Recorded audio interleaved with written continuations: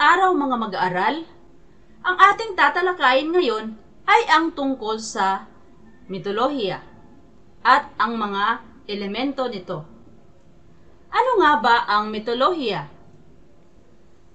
Ang mitolohiya ay nangangahulugang agham o pag-aaral ng mga mito o myth at alamat. Tumutukoy sa kalipunan ng mga mito mula sa isang pangkat ng tao sa isang lugar na naglalahad ng kasaysayan ng mga Diyos-Diyosan noong unang panahon na sinasamba, dinarakila at pinipintakasi ng mga sinaunang tao. Ang mitolohiyang Griego, ang katawan ng mga mito at katuruan ng mga sinaunang Griego na nauukol at nagpapaliwanag ng pinagmulan at kalikasan ng mundo at nagdedetalye ng mga buhay at pakikipagsapalaran ng kanilang iba't ibang mga Diyos at mga bayani. Ang mitolohiyang Griego ay isang bahagi ng relihiyon sa modernong Grisya at sa buong mundo na kilala bilang Hellenismos. Ang mga modernong iskolar ay nag-aaral ng mitolohiyang Griego upang magbigay linaw sa mga institusyong relihiyoso at pampolitika ng sinaunang Grisya at ng kabihasnan nito. Sa Pilipinas naman, ang mito ay kinabibilangan ng mga kwentong bayang naglalahad ng tungkol sa mga anito, Diyos, Diyosa, mga kakaibang nilalang at mga pagkakagunaw ng daigdig noon. Maaring matagpuan ang mga mitong ito sa mga kwentong bayan at epiko ng mga pangkat etniko sa kasalukuyan. Ang mitolohiya ay kadalasang nakaangkla sa kultura, tradisyon, alamat at relihiyon ng isang rehiyon o bansa.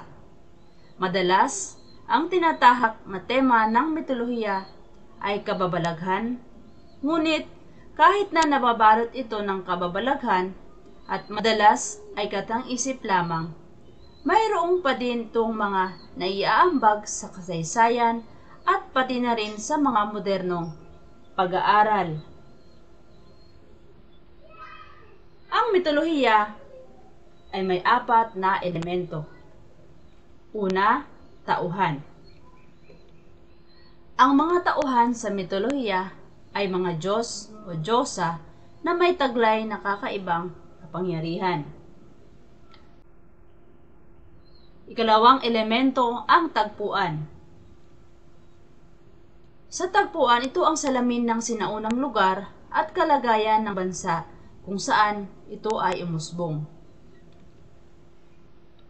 Ang tagpuan rin ay may kaugnayan sa batis, ilog, parang, triguhan, palayan, kabundukan, at iba pa.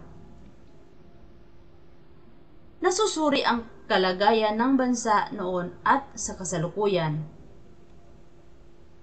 Nalalaman kung anong uri ng komunidad mayroon ang kanilang ninuno at maiugnay sa paraan ng kanilang pamumuhay ngayon at pagpapahalaga sa kapaligiran sa kasalukuyan.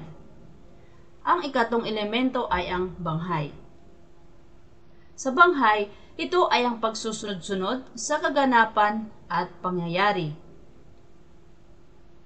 Dapat masusuri ang pagiging makatotohanan o di makatotohanan ng isang akda.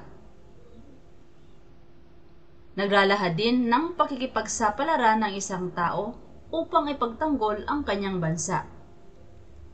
Sa banghay rin, dito nagpapaliwanag ng mga pangyayari at kalagayan ng mga tao sa bansang inilalarawan sa mitolohiya noon at sa kasalukuyan. At panghuli, naglalahad ng mga mahahalagang pangyayari sa kwento. Para naman sa huling elemento, ang tema.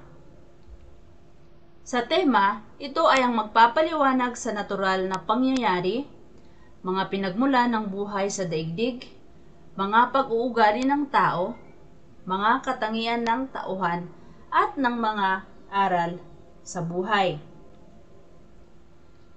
Natapos na nating talakayin ang mga elemento ng mitolohiya. Ngayon ay alamin naman natin ang kahalagahan ng pag-aaral ng mitolohiya.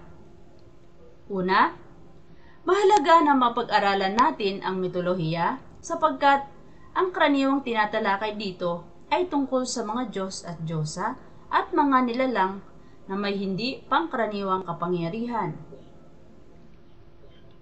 Mahalaga rin na malaman natin ang tungkol sa mga kwento ng mga sinaunang Diyos at Diyosa sapagkat bahagi rin ito ng ating kasaysayan.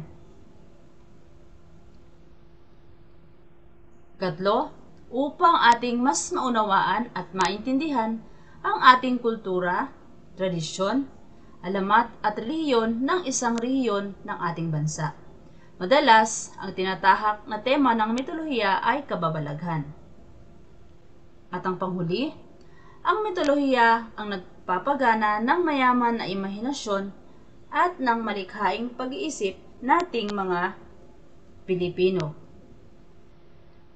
Dito na nagtatapos ang ating aralin. Nawa ay may naunawaan kayo sa ating tinalakay ngayong araw. Maraming salamat sa inyong pakikinig. Hanggang sa susunod nating talakayan, ito po ang iyong guro, Teacher Erniza.